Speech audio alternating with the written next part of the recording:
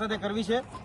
ઘણા સમયથી જોઈએ છીએ કે ગુજરાતની અંદર નકલી દૂધનો વેપાર એ બેફામ અને બેલગામ ચાલી રહ્યો છે અને તેની પાછળ છેલ્લા 3 મહિનાથી અમે સતત મહેનત કરી રહ્યા હતા અને મહેનત જોવા જઈએ તો જે જગ્યાએ નકલી દૂધ બને અને એ જગ્યાએથી અલગ અલગ વિસ્તારોની અંદર જતું હોય એવી ઘણી બધી શંકાઓ અમારા સામે આવી હતી। તો જેમાં વિસાવદરની બાજુમાં જે હનુમાન ખીજડીયા કરીને જે ગામ છે, જે કંઈ ખાસ કરીને જોવા જઈએ તો ગોપાલભાઈના જે મત વિસ્તારની બાજુનું જે ગામ એટલે કે હનુમાન ખીજડીયા, અને એ હનુમાન ખીજડીયામાંથી રોજ જોવા જઈએ તો 2 જેટલા ટેન્કરો જે છે એ 2 જેટલા ટેન્કરો નીકળે અને એ 2 જેટલા ટેન્કરો રોજ ગાંધીનગરની બાજુમાં આવેલા અરવલ્લી અને એ અરવલ્લી સુધી એ ટેન્કરો પહોંચે। હવે અમે સતત આ ટેન્કરોની પાછળ અને સતત કહી શકાય કે એને ઉજાગર કરવા માટે દૂધ સાચું છે કે દૂધ ખોટું છે એને ઉજાગર કરવા માટે સતત મથી રહ્યા હતા, પરંતુ આજે જોવા જઈએ તો જ્યારે બાજુનું જ ગામ આપણે પરબ વાવડી અને પરબ વાવડીથી જ્યારે હનુમાન ખીજડીયા તરફ અમે જ્યારે રિટર્ન થતા હતા ત્યારે અમારી ઉપર જીવલેણ હુમલો કરવામાં આવ્યો છે અને જે જીવલેણ હુમલો થયો છે એ આ ટેન્કર દ્વારા થયો છે। સૌપ્રથમ આ જે ટેન્કર છે એ ટેન્કર દ્વારા અમારી ઉપર જીવલેણ હુમલો કરવામાં આવ્યો। જે ડ્રાઈવર હતા અને બીજા જે અન્ય વિક્રમભાઈ કરીને જે બીજા અન્ય ભાઈઓ હતા એના દ્વારા આ ટેન્કર કહી શકાય કે આગળ પેલા ઊભું રાખી દેવામાં આવ્યું અમારા ગાડીની આગળ અને પછી બેફામ ગાડી ગલોચ કરવામાં આવી, બેફામ અભદ્ર શબ્દો એ અમારી ઉપર ઉચ્ચારવામાં આવ્યા અને ગાડીની ઉપર મુકાવ મારવામાં આવ્યા। છતાં પણ અમે ત્યાંથી કહી શકાય કે હું હોય, મારા સાથી મિત્ર વિજેન્દ્રભાઈ છે અને મારી સાથે સતત 24 કલાક રહેનાર મારા દિલુભાઈ ઠાકોર, એ બધા જ અમે સાથે હતા, અમે 3 જણા સાથે હતા।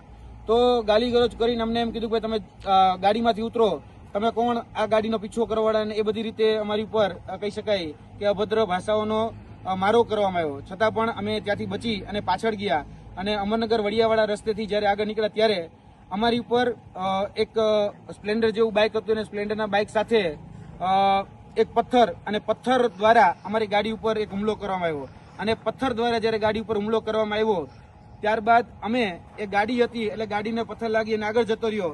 પછી એક ધોકો એટલે કહી શકે કે સ્ટીલનો રોલ જે હતો એ રોલ આ ગાડી ઉપર ફેંકવામાં આવ્યો અને ગાડી અમારા બોનેટને ભટકાઈ અને જતો રહ્યો।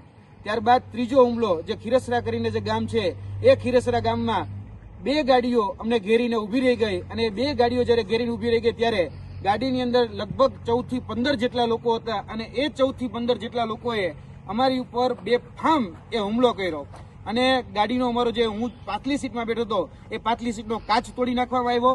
ત્યારબાદ અમારી ડ્રાઈવર સીટમાં જે દિલુભા બેઠા હતા એ દિલુભાને ઘસડી અને રોડ ઉપર ઘસેડવામાં આવ્યા અને તેની ઉપર માથાના ભાગે સ્ટીલનો રોલ મારવામાં આવ્યો। તેની સાથે સાથે અમારી સાથે વિજેન્દ્રભાઈ હતા, એ વિજેન્દ્રભાઈ ઉપર પણ હુમલો કરવામાં આવ્યો, એને પણ ગાડીમાંથી બહાર કાઢી અને એને પણ મારવામાં આવ્યો। જ્યારે કહી શકાય કે અભદ્ર ભાષા અને સતત એ પ્રકારના એના ઉવાચો કે ભાઈ તમે કઈ રીતે અમારી પર પીછો કરી શકો, તમે અમને જાણતા નથી, અમે તમારી જિંદગી પૂરી કરી નાખશું, તમને મારી નાખશું, આ પ્રકારના શબ્દોનું ઉચ્ચારણ એ સતત કરવામાં આવતું હતું।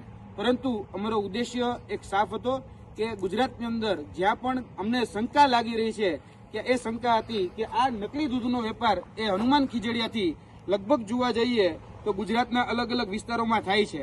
ખાસ કરીને અહીંયા આવીને આ ટેન્કર નંબર હું તમને બતાડવા માંગુ છું કે ખાસ ટેન્કર નંબર જોવામાં આવે GJ336001 આ ટેન્કર નંબર છે એ હું જે તમને લોકેશન આપું એ તમામ લોકેશનો ચેક કરવાની છું, તમામ લોકેશનના CCTV ચેક કરવાની છું।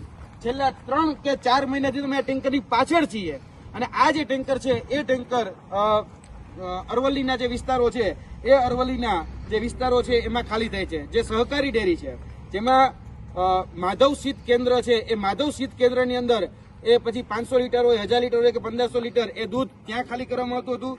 ત્યારબાદ જે તલોદ ગામ છે એ તલોદ ગામની નવી બોરડીની જે આદર્શ ડેરી છે ત્યાં પણ આ દૂધને ખાલી કરવામાં આવતું હતું। ત્યારબાદ અમોદરા ભાથીજી દૂધ મંડળી છે ત્યાં પણ અહીંયાથી દૂધ લઈ અને ત્યાં ખાલી કરવામાં આવતું હતું। તો આ સહકારી ડેરીમાં જો કોઈ જગ્યાનું બહારનું દૂધ લેવાની મનાઈ હોય તો આ દૂધ છે એ કઈ રીતે એ સહકારી ક્ષેત્ર સુધી પહોંચતું હતું? કારણ કે સૌથી મોટો સવાલ છે, કારણ કે સહકારી ડેરીનો એવો નિયમ છે કે પોતાના વિસ્તારમાં પોતાના જેટલી નક્કી કરેલી જો વિસ્તાર હોય એની અંદરથી જ દૂધ લઈ શકે, ત્યાં દૂધ મંડળીનો વિસ્તાર હોય। આ સહકારી ડેરી છે એ સહકારી ડેરી આ બહારથી આવેલું દૂધ એ શા માટે ત્યાં લઈ લીધા અને કોના નામે ઉધારવામાં આવતું હતું એ અમારો પ્રશ્ન હતો। સતત આ બાબત અમે જોઈ રહ્યા હતા, અમને ક્યાંક ને ક્યાંક શંકાઓ જઈ રહી હતી. એટલે એમ કેમ પ્રકારે આ જે દૂધ હોય એ દૂધના અલગ અલગ સેમ્પલો પણ અમે લેવાના પ્રયત્ન કર્યા હતા. અને જે પ્રાઇવેટ જે લેબોરેટરી છે અથવા તો જે ઘરગથ્થુ રીતે આની રીતે તપાસવાના જે માપદંડો છે એ તપાસવાના માપદંડો ઉપર અમે જ્યારે આ તપાસ કરી ત્યારે અમને એ મળ્યું કે આ જે દૂધ હોય છે એ દૂધની અંદર યુરિયા, આ દૂધની અંદર પામ તેલ, આ દૂધની અંદર જે આપણે કહી શકાય શેમ્પુ આપણે જે માથામાં નાખીએ છીએ શેમ્પુનો ભાગ ઉમેરી અને આ દૂધ જે છે એના ફેટ વધારી અને ઘટ કરી અને અલગ અલગ ડેરીઓમાં વેચવામાં આવતું હોય છે. આપણે ઘણી વખત જોયું છે કે દૂધની ડેરીઓની અંદર એ કહી શકાય કે ભ્રષ્ટાચારના માધ્યમથી કે કોઈ ગેરરીતિના માધ્યમથી એ નકલી દૂધ બનતું હોય છે. પરંતુ આ નકલી દૂધનો જે વેપલો છે એ ક્યાંક ને ક્યાંક અમારી સામે આવ્યો, અમને શંકા હતી એટલે અમે સતત આનો પીછો કરી રહ્યા હતા અને અમે આ ઉજાગર કરવા જતા હતા ત્યારે આજે અમારી પર હુમલો કરવામાં આવ્યો છે. અમે આ ઘટનાને વખોડીએ છીએ. અમે એટલું જ કહીએ છીએ, અમારા સમાજ સાથે કોઈ વ્યક્તિ સાથે કોઈ પ્રકારનો રાગ દ્વેષ કે પૂર્વાગ્રહ છે જ નહીં.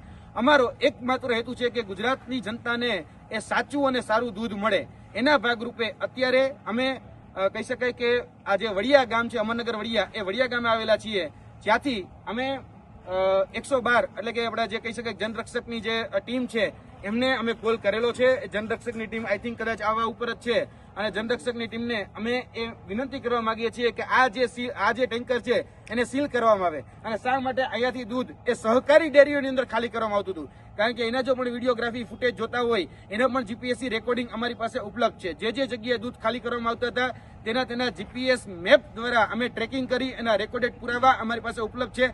આ જે જગ્યાએ આ ટેન્કર જતું હતું એ તમામ વિસ્તારો વિધાઉટ સીસીટીવી અને વિધાઉટ કહી શકાય કે આપણા ટોલ ટેક્સ એક પણ નહોતા લેતા. તમે વિચારો, હવે જે દૂધ વિસાવદરથી નીકળે અને છેટ અરવલ્લી સુધી જાય અને એક પણ ટોલ ટેક્સ ન લે, એ આ ટેન્કર છે. આ 6001 નંબરનું ટેન્કર છેલ્લા 3 મહિનાના એના રેકોર્ડ જોઈ લેવાની છૂટ કે આ ટેન્કર જે છે એ ટેન્કરની અંદર આ દૂધ અહીંથી લઈ અને સહકારી ડેરીની અંદર ખાલી કરવામાં આવતું હતું. એટલે અમને આ દૂધની અંદર શંકા છે.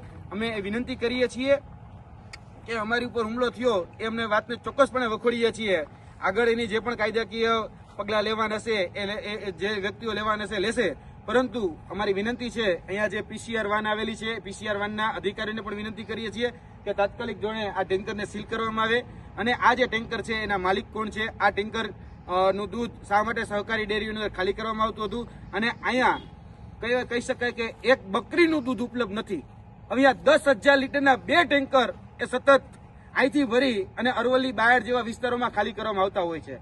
તો એ કઈ રીતે પોસિબલ છે? જ્યાં એક ગામની અંદર એક બકરીનું દૂધ અવેલેબલ નથી ત્યાં 10,000 લીટરના ટાંકાના દૂધ એ અહીંયાથી લઈ ટ્રાવેલિંગ કરી અને કહી શકાય કે અરવલ્લી બાયડ જેવા વિસ્તારોમાં મોકલવામાં આવે છે. કોની રહેમરા નીચે આ બધા ટેન્કરો જે છે મોકલવામાં આવે છે એ અમારો પ્રશ્ન છે. એટલે ગુજરાતના ગૃહ રાજ્ય મંત્રી, ગુજરાતના મુખ્યમંત્રી, ગુજરાતના સહકારી મંત્રી જે છે એ જીતુભાઈ, એના પછી કહી શકાય કે બીજા જે અન્ય નેતાઓ છે, ગૃહ રાજ્ય મંત્રી હર્ષભાઈ સંઘવી અને બીજા જે અન્ય નેતાઓ છે, ખાસ કરીને તાત્કાલિક આની ઉપર સ્વતઃ સંજ્ઞાન લઈ અને આની તપાસ કરે એવી અમારી વિનંતી છે.